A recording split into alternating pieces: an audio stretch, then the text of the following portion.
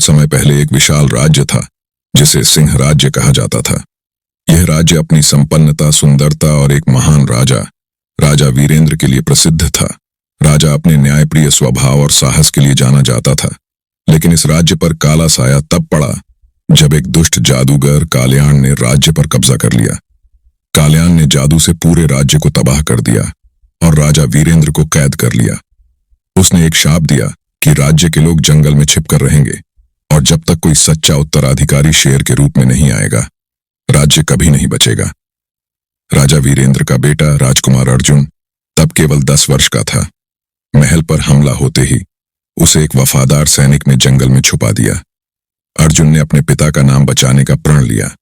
समय बीतता गया और अर्जुन एक बहादुर योद्धा बन गया। लेकिन राज्य को बचाने का मार्ग अब भी रहस्यमय था। एक दिन अर्जुन को जंगल के गहरे हिस्से में एक बूढ़े संत मिले। संत ने उसे बताया, राजकुमार, तुम्हारे राज्य को बचाने का उपाय एक जादुई शेर के पास है जो इस जंगल के सबसे गहरे हिस्से में रहता है। लेकिन याद रखना, वह केवल सच्चे राजा को ही मदद करेगा। अर्जुन ने बिना समय गंवाए जादुई शेर को खोजने की यात्रा शुरू की। 3 दिनों तक वह जंगल की खतरनाक घाटियों और रहस्यमयी रास्तों से गुजरता रहा। आखिरकार उसे वह जादुई शेर मिला। शेर विशाल और डरावना था, लेकिन उसकी आंखों में गहराई और समझ थी। शेर ने अर्जुन से कहा, तुम कौन हो और मुझे क्यों ढूंढ रहे हो? अर्जुन ने साहस दिखाते हुए कहा, मैं राजा वीरेंद्र का पुत्र हूं। मैं अपने राज्य को काल्याण के जादू से बचाना चाहता हूं। मुझे आपकी मदद चाहिए। शेर ने गहराई से अर्जुन की ओर देखा और कहा, मैं तुम्हारी परीक्षा लूंगा। अगर तुम सच्चे उत्तराधिकारी हो तो इन 3 कार्यों को पूरा करो। 1. इस जंगल के भूखे जानवरों को भोजन दो। 2.